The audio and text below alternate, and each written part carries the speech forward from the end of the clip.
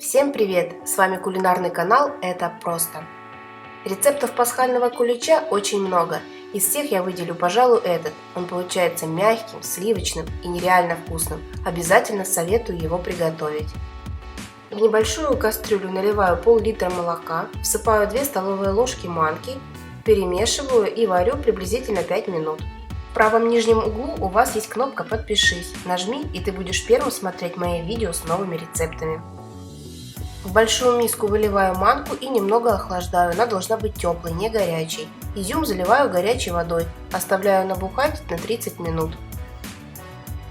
В теплую манку всыпаю дрожжи, 1 стакан сахара, это половина от общего указанного количества, и понемногу добавляю муку. Довожу тесто до густоты оладьев. Накрываю полотенцем и ставлю в теплое место, тесто должно увеличиться в размерах. Цедру одного лимона натираю на мелкой терке. Тесто увеличилось в 2 раза.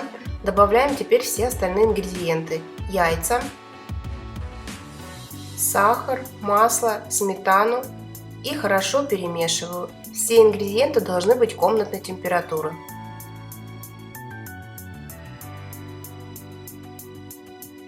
Все рецепты в текстовом варианте вы найдете у меня на канале Яндекс.Дзен. Ссылка будет под видео ниже.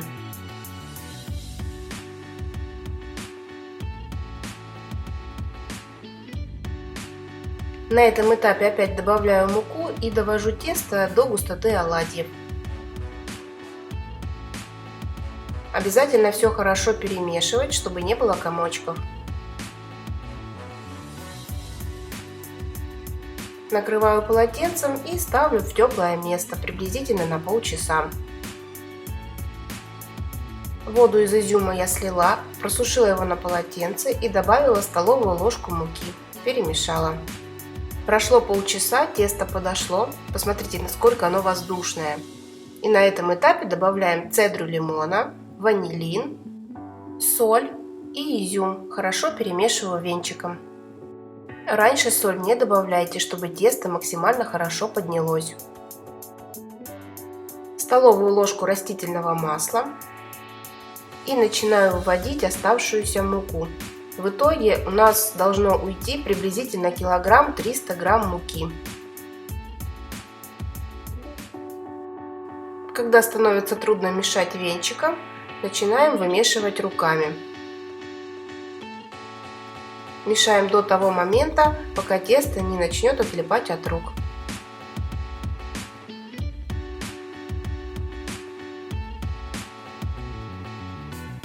Оно получается очень нежное. Накрываю полотенцем и ставлю в теплое место приблизительно на полчаса. Пока приготовлю формочки, я взяла бумажные.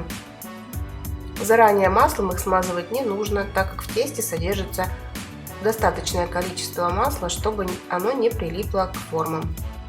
Раскладываю тесто, приблизительно заполняя формы на 1/3. Так как тесто хорошо увеличится в размерах. Ставлю в разогретую до 180 градусов духовку на 30-35 минут. Готовность проверяю деревянной шпажкой. И теперь приступаю к приготовлению глазури. 3 белка нужно взбить, добавить несколько капель лимонного сока и сахарную пудру. На 3 белка я использую 300 грамм пудры. Пудру добавляю постепенно, в несколько этапов. Хорошо взбиваю венчиком. Она получается гладкой и воздушной. Куличи советую поливать глазурью, когда они горячие. Для удобства я использую шпатель.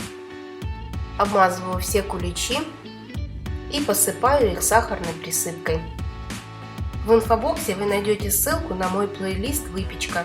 Заходите, смотрите и готовьте вместе со мной. А мои пасхальные куличи готовы. Они имеют потрясающий сливочный вкус и невероятный запах. Жаль, что видео не передает ароматы. Дом сразу наполнился праздничным настроением. Куличи получаются очень мягкими. Посмотрите, насколько они воздушные. И самое главное, что получаются не сухими, а влажными. Советую приготовить обязательно. С любовью, ваш кулинарный канал это просто.